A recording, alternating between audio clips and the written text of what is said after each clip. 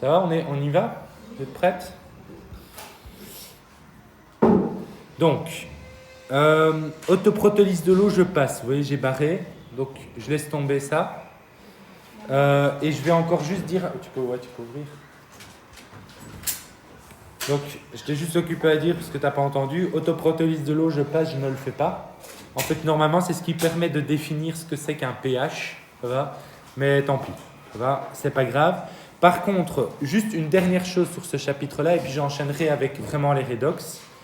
C'est quand même un truc à savoir, parce que ça fait partie de la vie de tous les jours, et qu'on en parle, les gens en parlent.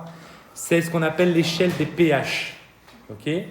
Qu'est-ce que c'est qu'une échelle de pH? Eh bien, vous avez le résumé ici. Ça va? Alors, je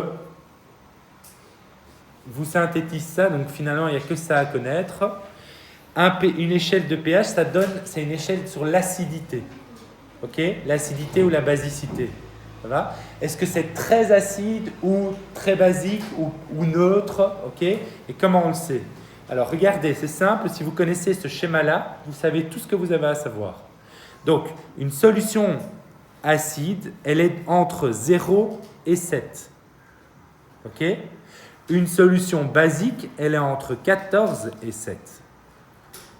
Ça va? Et donc, 7, c'est ce qu'on appelle, quand on est autour de 7, c'est une solution qui est neutre. Donc, basique, c'est 8 à 14. Donc, alors, il y a des virgules. Donc, ça veut dire 7, quelque chose, c'est déjà basique. Tu vois? 6, quelque chose, c'est déjà acide. Maintenant, c'est très légèrement acide ou très légèrement basique. Tu vois? Et alors, je vous passe ça parce que, mais je vous le dis juste en l'évoquant, c'est une échelle logarithmique. Donc, ça veut dire que l'acidité, elle devient beaucoup plus forte. C'est pas proportionnel, quoi. Je veux dire, quand on arrive à 10 ou 11, enfin, quand on passe, je sais pas, de 12 à 13, on a une basicité qui est monstrueuse, beaucoup plus grande que quand on passe de 7 à 8. À 8, on est encore léger, quoi. Comprenez ça? Donc, voilà. Et alors, toute dernière chose, c'est au niveau de l'échelle des pH. En fait, l'échelle des pH est définie par la concentration en H3O+. Voilà. Ça devient un peu plus technique et un peu plus un détail. C'est vraiment voir si vous arrivez jusqu'au bout, mais ce n'est pas le plus important. Plus il y a des H3O+, plus le pH va être acide. Ça va? Donc, ça veut dire que vous voyez qu'il y a la flèche qui est comme ceci. Voyez? Donc, ça veut dire qu'une solution très acide, elle a beaucoup de H3O+. Une solution basique, elle en a très peu. Ça va? Donc, Au plus il y a d'H3O+ en solution, au plus c'est acide. Et en fait, c'est logique. Je vous le dis de nouveau juste comme ça pour ceux qui arrivent un peu à mieux percevoir. En fait, c'est l'acide, il libère des H+. Et les H+, vont aller s'attacher à l'eau et devenir H3O+. C'est pour ça. Très acide, ça veut dire beaucoup d'H3O+. Très basique, ça veut dire plutôt qu'il y aura plus d'OH-. Donc en fait, il y aura quasiment pas d'H3O+. Voilà. Ça va? Bon, ça c'est déjà un peu plus un détail, mais le pH c'est quand même important, ça fait partie de la vie de tous les jours, il faut un peu savoir ça. Ça va? Donc finalement, c'est un peu de l'étude, ça. Ok? Donc si je vous dis, le savon que j'ai utilisé a un pH de 9, ça veut dire qu'il est basique. Si je vous dis, le vinaigre que j'ai utilisé, il a un pH de 3, c'est que c'est acide. Si je vous dis, j'ai utilisé un shampoing neutre, il a un pH de... Voilà. Pigé? Voilà. Alors maintenant, je reviens au chapitre que je suis censé vraiment faire en 6e, qui est oxydoréduction. Ça va? vous avez passé la pluie acide, on est d'accord. Et donc, pluie acide et tout, je laisse tomber. Je vous dis, il y a des pluies acides ou il y a des réactions acides qui se déroulent dedans. Je ne vais pas passer plus de temps là-dessus. Sachez qu'il y a des pluies acides et il y a des réactions. Fondamentalement, si vous les rencontrez et qu'on vous les explique, si vous avez les bases de comprendre ce que c'est qu'un acide et une base, vous allez être capable de comprendre plus. Ça va? Donc, pour ça, je me concentre vraiment sur le mécanisme qui va vous permettre de, si jamais on vous explique un truc, vous êtes capable de le comprendre avec ce que vous avez vu. C'est ça l'idée. Ça va? Alors, je reviens donc vraiment à oxydant réducteur. Ça va? La suite, monsieur. Oui. C'est pas le chapitre, c'est la suite. En fait, ça c'est le chapitre normalement que je dois faire en 6e. Ce que j'ai fait en acide base, c'est ce que normalement j'aurais dû faire en 5e. Mais que j'arrive jamais en fait. Tu vois? Et là, j'ai refait ça parce que quand on comprend le mécanisme acide-base, vous allez voir qu'en fait, avec les redox, le mécanisme se ressemble hyper fort, c'est la même démarche. Et donc, quand on a cette démarche, c'est plus facile de comprendre. Et donc, c'est pour ça que j'ai repris juste acide-base qu'il fallait pour que vous puissiez comprendre redox. Ça marche? Alors,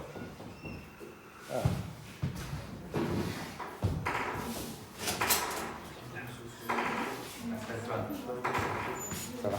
Tu as les vidéos pour te remettre bien à jour. Ça va? Essaie de t'accrocher le plus que tu peux maintenant, parce que je fais des trucs un peu costauds. Ça va pour tout le monde? Ouais. Alors, désolé, parfois j'ai un peu mal au dos. Allons-y. Attendez juste encore une toute petite seconde, j'ai perdu le fil ici.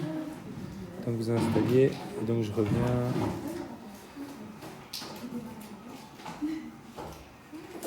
Nomenclature, c'est pas ça.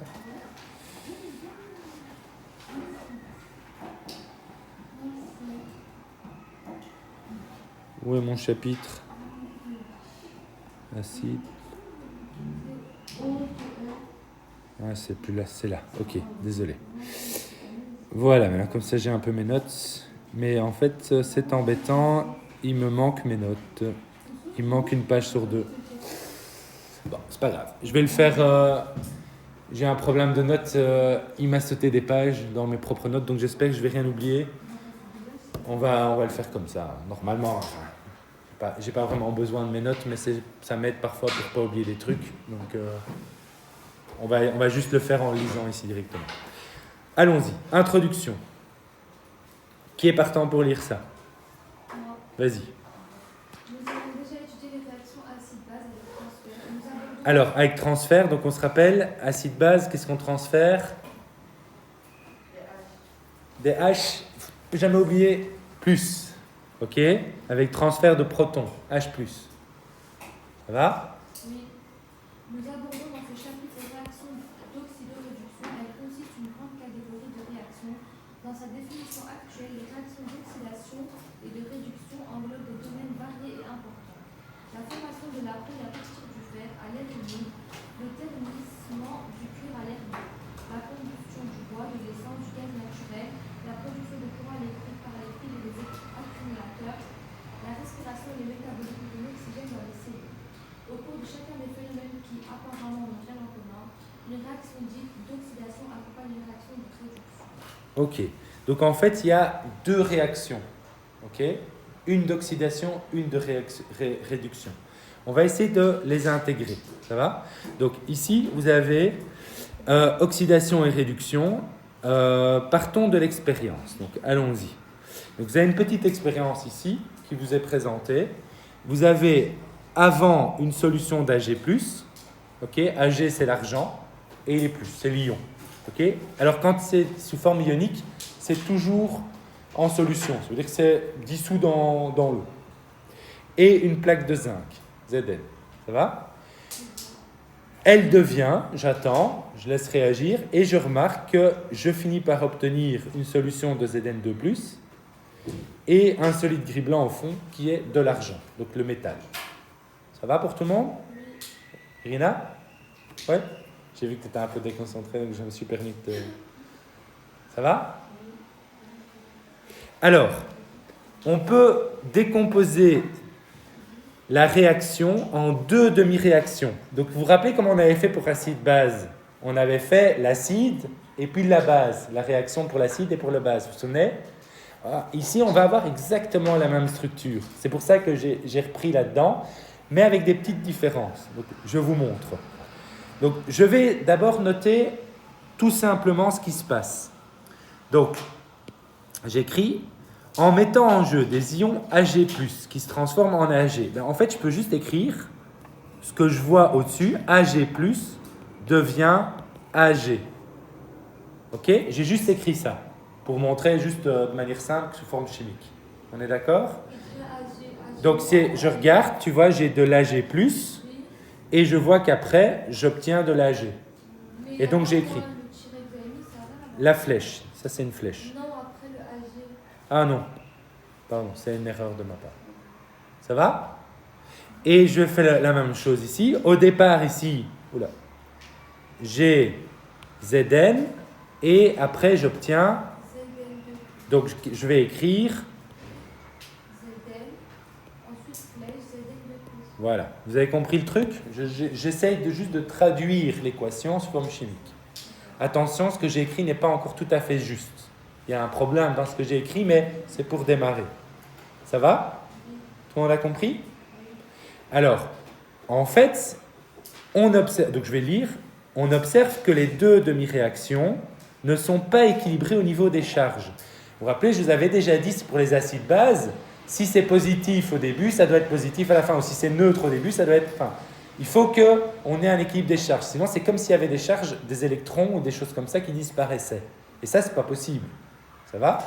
Donc, vous voyez qu'ici on est plus, donc ici on est plus, et puis là on est neutre. Donc en fait, il manque quelque chose. Il manque à quelque chose au plus pour qu'il puisse être vraiment neutre. Qu'est-ce qui lui manque? Il manque un moins. Et dans un atome, qu'est-ce qui est moins? Vous vous souvenez? Les électrons. Eh bien, en fait, dans cette réaction, ce qui se passe, c'est que l'Ag+, il va capter un électron négatif pour devenir neutre. Vous voyez?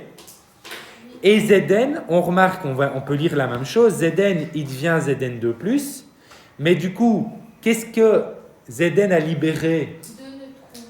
Non,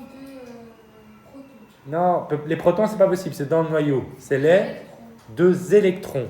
Donc en fait, je vais écrire plus les 2, plus 2 électrons.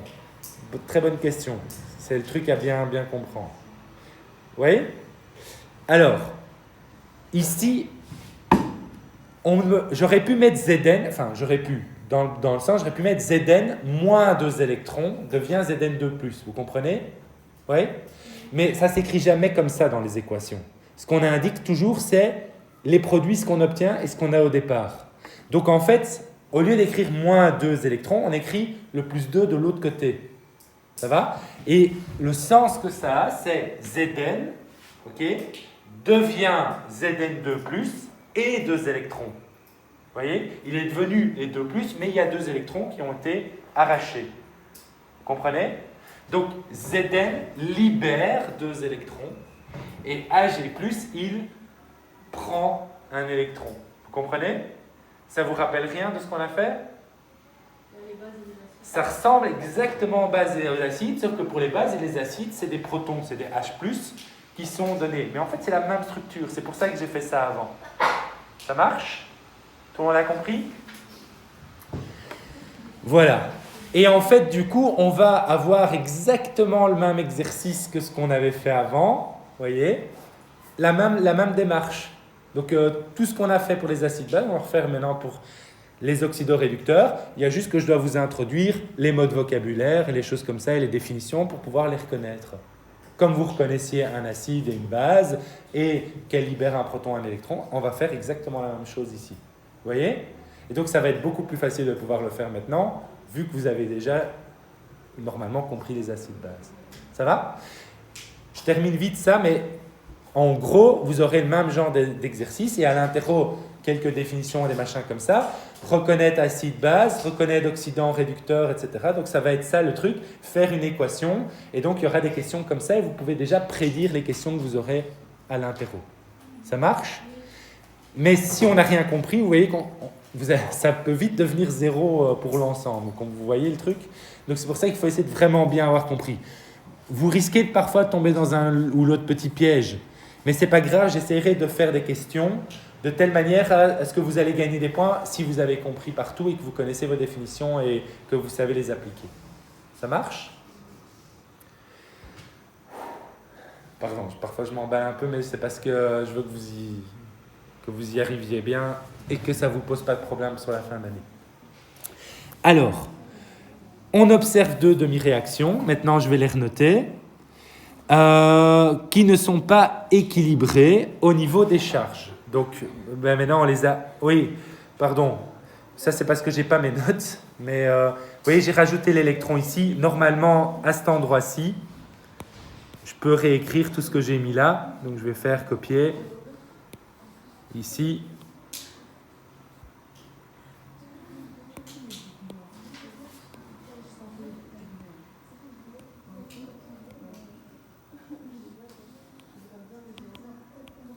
Allez. Pardon, je recommence. Copier. Et je vais coller. Vous pouvez mettre une flèche, vous, hein.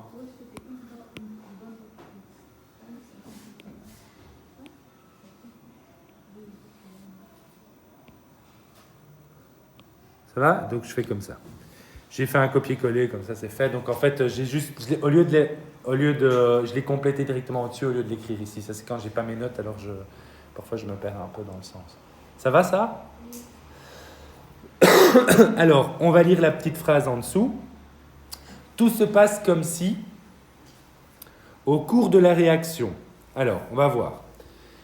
Vous avez l'équation au-dessus pour pouvoir bien la voir et on peut compliquer. Les ions. Alors, on va commencer avec le premier ion ici. L'ion Ag+. Je note. Ag+. Qu'est-ce qu'il fait? Il capte un électron pour devenir... Oui, neutre. Et en fait, ici, on peut dire, c'est vrai, hein, mais il devient quoi? Ag. Ok, Ag qui est neutre, mais il devient Ag+, devient Ag. Ça va? Ouais? Les atomes de Zn métallique, qu'est-ce qui leur arrive? On va relire la phrase. Zn, ils deviennent... Voilà, on peut remettre. Ils perdent 2 électrons pour devenir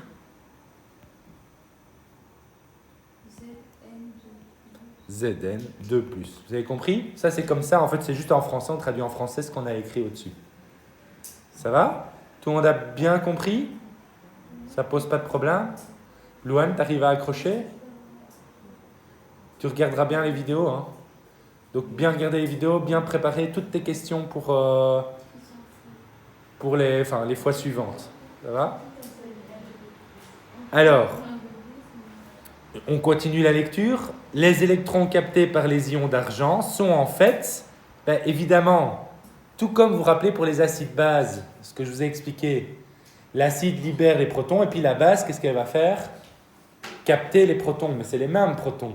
Vous voyez? Donc ici, l'Ag+, il va capter des électrons, mais qui ont été libérés par qui?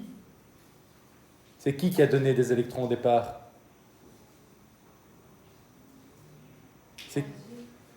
Donc Ag+, il perd des électrons et devient Ag. Mais d'où vient l'électron?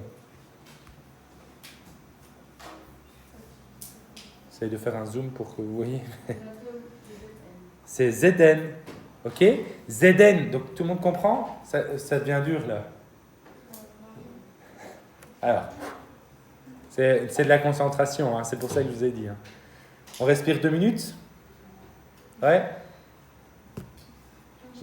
J'attends juste 1 minute pour que vous décompressiez, lâchez un peu prise sur la concentration, puis on reprend. Ça va? On est reparti? Donc, je reprends ce que je disais. Ag+, il capte un électron, mais en fait, d'où vient cet électron? Il vient de Zn qui donne des électrons. Vous comprenez? Zn donne 2 électrons, et Ag+, qu'est-ce qu'il fait? Il prend les électrons qui ont été donnés.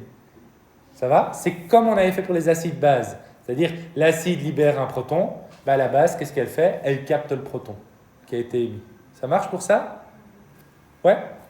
Donc, du coup, les électrons captés par les ions d'argent sont en fait ceux perdus par qui? Par Zn. Voilà. Perdu par Zn. Ça marche? Dans cette expérience, il y a donc un échange de quoi? C'est quoi qui a été échangé? Voilà, il y a un échange d'électrons. Entre, on peut reprendre, entre le zinc, donc on peut remettre entre Ag+, et Zn. Monsieur AG, c'était quoi? Ag, c'est l'argent, métallique. Ça va? Solide, si tu veux, pas en solution, pas sous forme ionique. Est-ce que ça va pour tout le monde?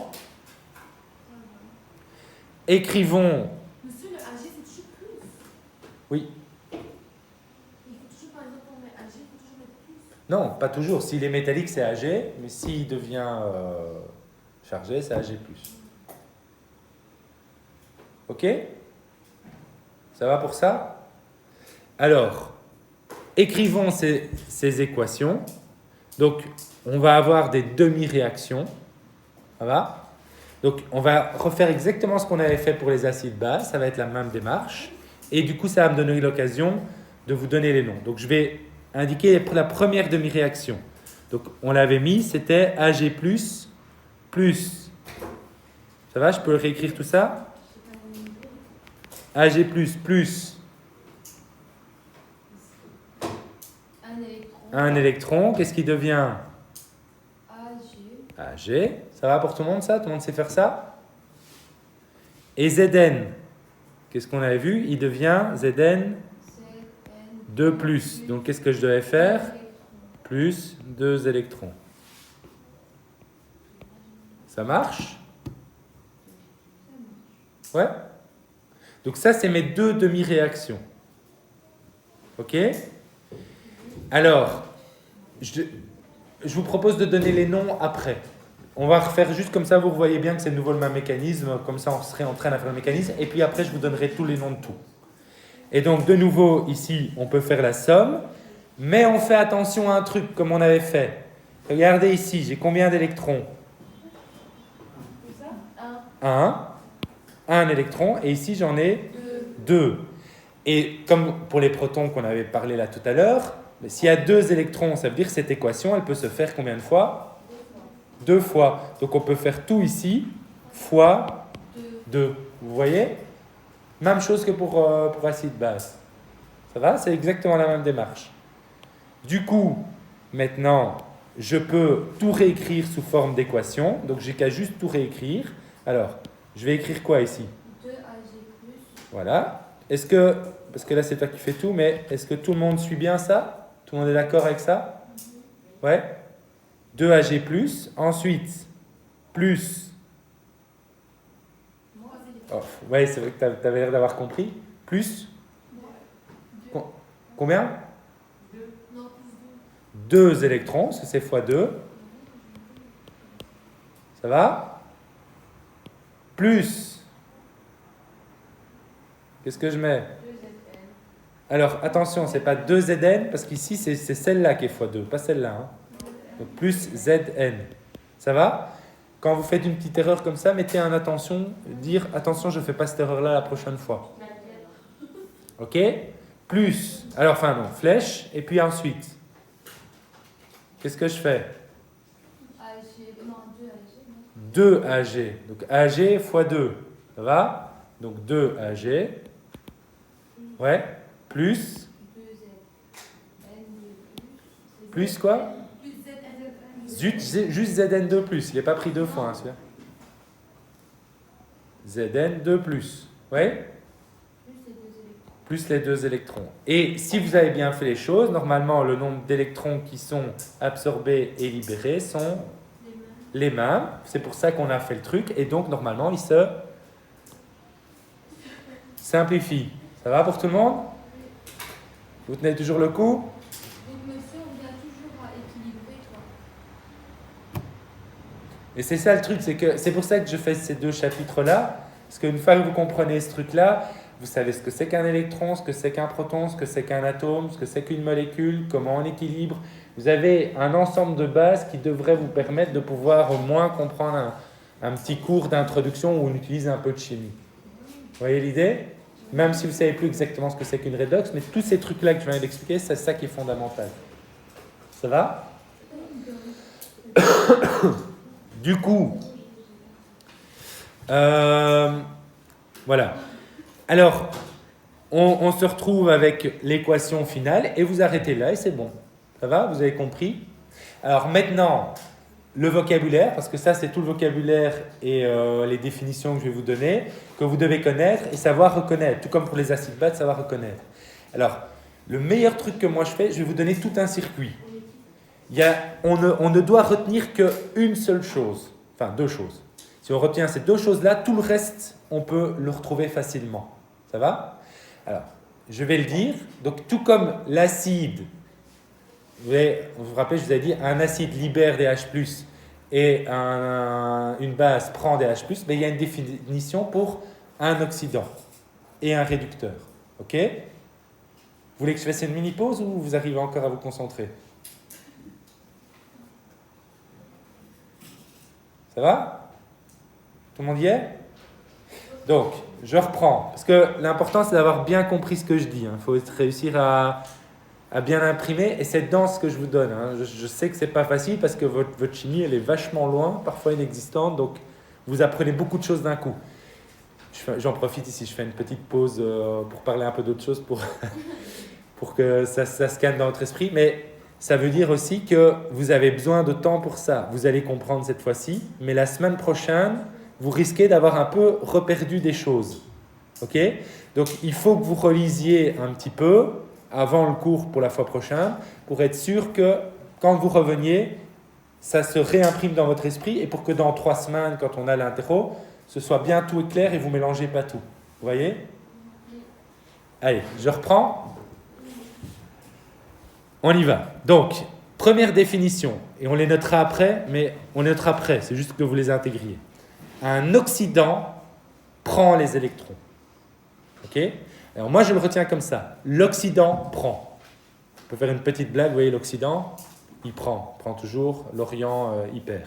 Donc, c'est une blague comme ça, c'est un petit truc, mais je l'ai dit dans une classe, ça a l'air bête comme ça, c'est un peu con, en fait, c'est vrai, mais en même temps, ça a fait retenir la personne. Et donc moi, je le retiens, oxydant prend, parce que ça rime. Réducteur, perd, R. Vous voyez? Oxydant prend, réducteur perd. Si on garde bien ce truc-là en tête, on sait tout reconstruire. Comment on sait si c'est des oxydants ou... En réfléchissant, s'il prend les électrons ou s'il les perd. Donc si on a compris, on sait tout retrouver. Tu vois? Mais on part de ce truc-là, oxydant prend, réducteur perd, et c'est parti.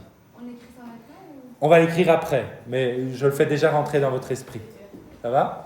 Donc, alors maintenant, analysons pour voir si vous avez bien compris.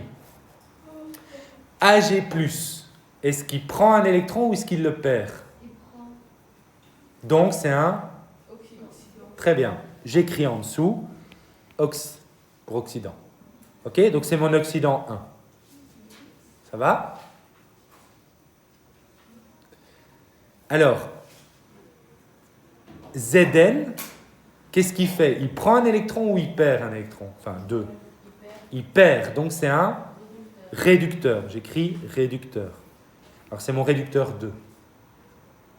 Ça va?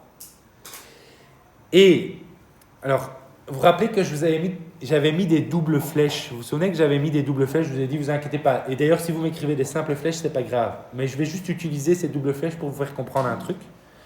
Donc, en fait, la double flèche fait que la réaction se fait parfois un peu dans les 2 sens. Donc, on peut la lire dans les 2 sens. Ok? C'est un peu plus subtil que ça, mais c'est pour vous aider à comprendre. Eh bien, si je lis dans l'autre sens, Ag, il devient Ag+, plus un électron. On est d'accord? Ag devient Ag+, plus un électron. Donc, Ag, il prend ou il perd des électrons? Non, Ag+, prend, mais Ag, il perd des électrons si on lit dans l'autre sens. C'est donc un réducteur. C'est le réducteur 1. C'est le réducteur associé à l'oxydant. Vous voyez, ça forme un couple. Ag plus Ag. Tout le monde voit ça? Alors, on va faire le même raisonnement pour Zn2+. Zn2+, si on lit dans l'autre sens, qu'est-ce qu'il fait? Il prend des électrons ou il en perd? Il prend les électrons. C'est donc un oxydant. Ok, c'est mon oxydant 2. Ça va? Donc, on a repéré les oxydants et les réducteurs. Je peux vous demander ça. Donc ça, c'est ce que je vous demanderai. Je dis, vous faites ça, et puis après, oxydant, réducteur, et vous me mettez tout. Ça va? Ouais? Alors, étape encore suivante. Maintenant, donc ça c'est, on a un oxydant, on a les réducteurs, on sait les reconnaître. Ok? Eh bien, il y a le nom des réactions. Le nom des réactions, c'est l'oxydation et la réduction. Quand j'ai ça, je sais facilement les reconnaître. L'oxydation, c'est ce qui va donner un oxydant. La réduction, c'est ce qui va donner un réducteur. Donc, la première équation, c'est une oxydation ou une réduction? C'est une réduction, parce qu'on obtient un réducteur. Donc, ça s'appelle une réduction.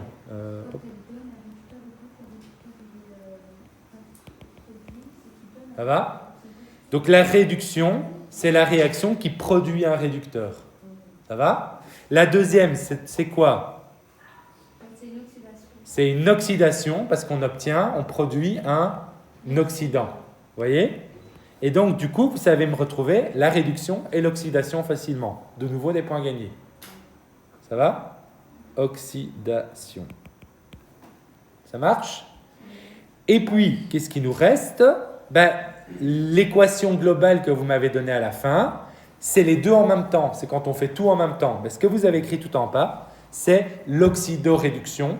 Et on va l'appeler entre nous, c'est son petit mot intime, c'est la redox. Ça va? Et donc, vous savez reconnaître une redox, une oxydation, une réduction, un oxydant, un réducteur. Et vous savez les échanges. Vous voyez que sur un exercice, on a l'essentiel du chapitre maintenant. La redox, c'est la réaction complète. C'est-à-dire, c'est la réduction et l'oxydation en même temps. Ça va? Oui? Les électrons? Parce que c'est les électrons qui ont été pris d'un côté et qui ont été libérés de l'autre. Ils se simplifient.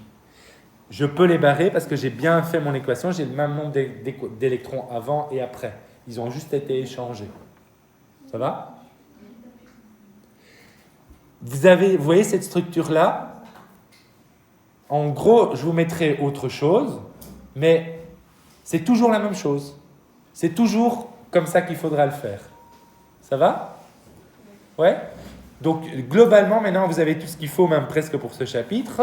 C'est-à-dire que tout ce qui nous restera à faire pour la suite, c'est un peu s'entraîner là-dessus. Oui, on va regarder, on va essayer d'en faire, et on va encore en travailler dessus. Mais je vais regarder, voilà, on a une expérience 2, on va la refaire, on va refaire la même chose, et on va voir si vous maîtrisez aussi bien. Ça va? Alors, je propose de lire et de faire l'expérience 2. Enfin, ou en tout cas, peut-être démarrer et mettre les choses en place, comme ça vous vous entraînez pour la prochaine fois. Et on revient dessus ensemble la fois suivante. Ça va? Quelqu'un peut lire Notons? Vas-y. Notons que les électrons échangés n'apparaissent pas dans l'équation globale. Cette décomposition en demi-réactions n'est qu'un jeu d'écriture. En réalité, les équations redox se déroulent en une seule étape. Les demi-réactions n'ont de sens que dans les fluides qui seront décrites plus loin, et non lorsque réactif et produit se trouvent dans la même solution. Voilà. Ça va, ça? Ouais? Alors, je réfléchis sur un truc. Donc, ici, vous avez exactement la même chose. Je vous propose que je n'intervienne pas. Ça va? Je vous laisse faire et on corrige ça ensemble la fois prochaine. Donc, vous allez jusqu'où vous pouvez. Mais vous avez exactement tout le même processus qu'on a fait ici. Il faut le refaire pour cette petite expérience-là. Donc, vous voyez, solution d'Ag+ avec un morceau de cuivre. Et puis, ce qu'on obtient, donc vous m'écrivez les équations, les demi-réactions, vous me faites l'équation globale, vous repérez ce qu'est l'oxydant, ce qu'est le réducteur, 1 et 2, l'oxydation et la réduction, et l'ensemble de la redox. Vous voyez? Et c'est parti. Globalement, à l'interro, vous auriez ça. Ça va? Et en gros, si vous savez faire cet exercice-là, vous savez pratiquement tout faire. Puisque si je trouve d'autres manières de poser la question, que je vous donne une des étapes et que je vous dis « trouvez-moi l'oxydant », trouvez-moi le réducteur, etc. En fait, vous avez toutes les questions possibles qui sont dedans. Ça marche? Ouais? Je vous laisse faire. Je peux éteindre l'enregistrement, comme ça, c'est pas trop lourd. C'est dense hein, quand même, donc c'est pour ça que... J'espère que ceux qui m'écoutent, vous regardez bien les vidéos et vous êtes à jour. Il faut, et venez avec toutes vos questions prêtes pour la fois prochaine. Ça va ?